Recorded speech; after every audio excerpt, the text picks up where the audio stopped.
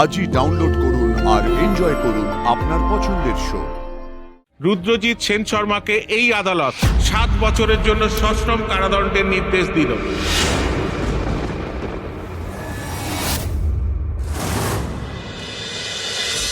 আমার কোনো ভুল হয়নি ধর্মাবতার। সেদিন আমার সাথে আর কেউ ছিল না। এই ছেলেটি রীতিমতো শরীর খারাপের নাটক করে আমাকে ওর ফ্ল্যাটে নিয়ে যায়। তারপর আমাকে কোল্ড ড্রিঙ্কস খাওয়ায় আমি অজ্ঞান হয়ে যাই। হ্যাঁ,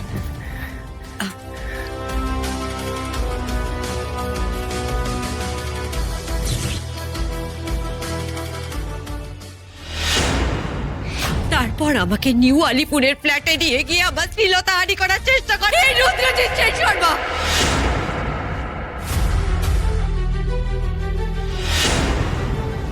আমার বোন আর বজরংবলীর দূত সেদিন যদি সেখানে না থাকতো তাহলে আমাকে কেউ রক্ষা করতে পারতো না ধর্মাবতার, কেউ না।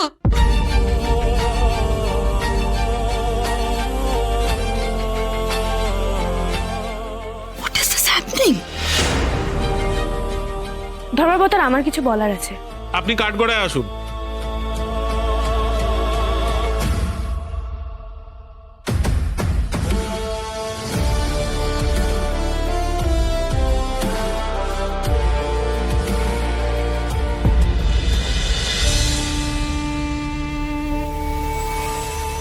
ধর্মাবতার, এই রুদ্রজিৎ সেন শর্মা খুব ঠান্ডা মাথার ক্রিমিনাল। ও প্রথম থেকে আমার দিদিকে টার্গেট করেছিল। তিল তিল করে আমার দিদির সর্বনাশ করার প্ল্যান করেছিল।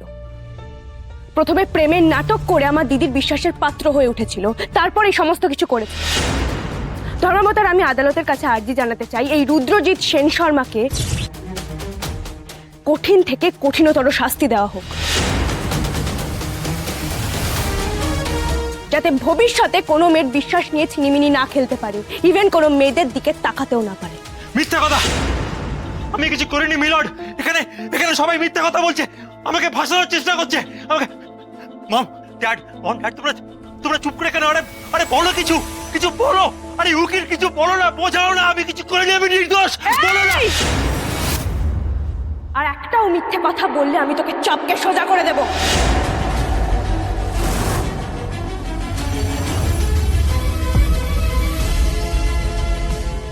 আমি আমি ক্ষমা চাইছি ধর্মাবতার। আমি আমার মাথা ঠান্ডা রাখতে পারিনি।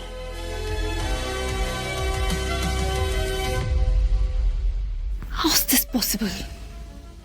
কি করে হচ্ছে এটা?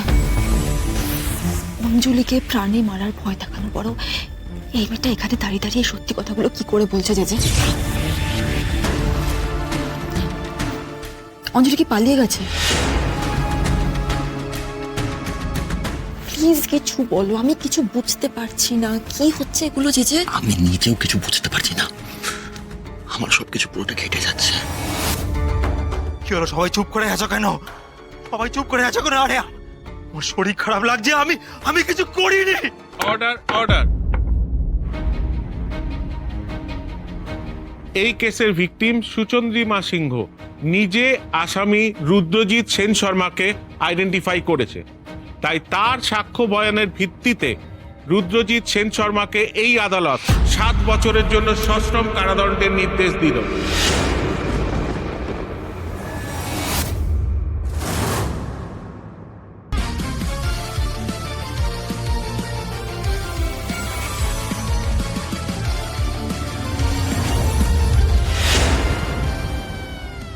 The court is adjourned.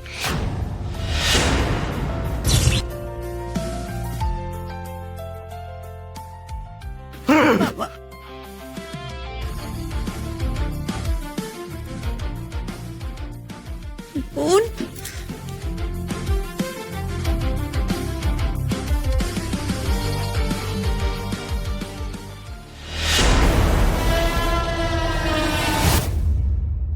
আমরা পেরেছি দিদি, আমরা দোষীদের শাস্তি দিতে পেরেছি।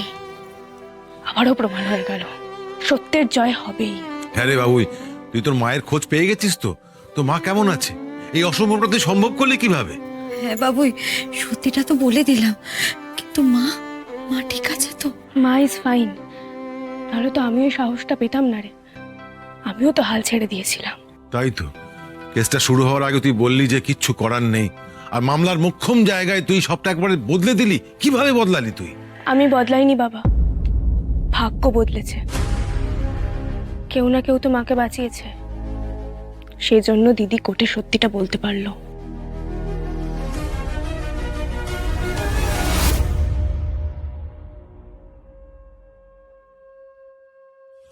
আমি তোমাকে বলেছিলাম না, তোমার শাস্তি কেউ আটকাতে পারবে না।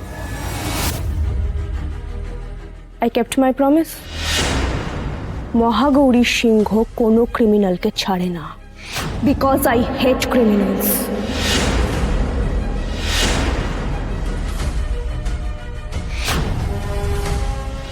দেখে নেবো তোকে, তোকে আর তোর ফ্যামিলির কাউকে ছাড়বো না। এই, এটা তোর ড্রয়িং রুম নয়, এটা আদালত। অবশ্য কোনটা কোন জায়গা সেই বোধ তোর আছে নাকি? একে নিয়ে যাও।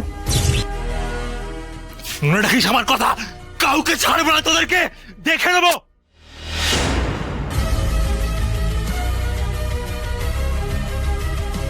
কান টেনেছি, এবার মাথার আসার পালা। দিদি, বাবা চলো।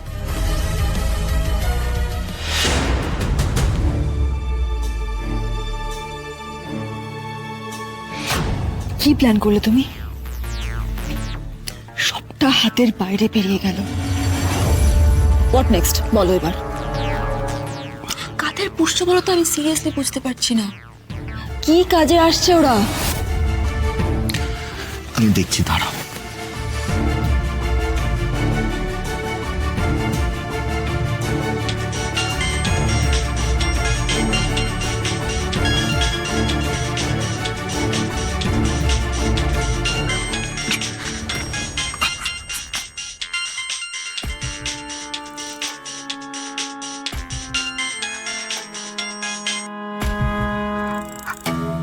হ্যালো দাদা, অঞ্জলি কোথায়? বজরংবলী দুধ এসেছিল দাদা। লোকটা আমাদেরকে মেরে অঞ্জলিকে এখান থেকে ছাড়িয়ে নিয়ে চলে গেছে দাদা।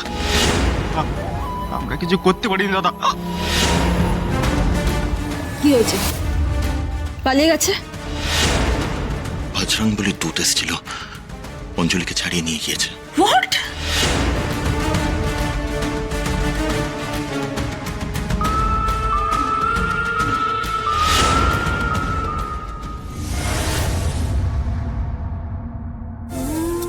বাবা, বলছি তুমি দিদিকে নিয়ে বাড়ি যাও, আমাকে থানায় যেতে হবে। বেশ, সে নয় যাচ্ছি, কিন্তু বাবু এই আমাদের একটু খুলে বলতো, মানে কিভাবে সবটা হলো বলতো। তুই তো নিজেই খুব টেনশনে ছিলি, তুই সুচিকে বললি যে আর কিচ্ছু করার নেই, তাহলে তারপরে হঠাৎ বদলে গেল কি করে?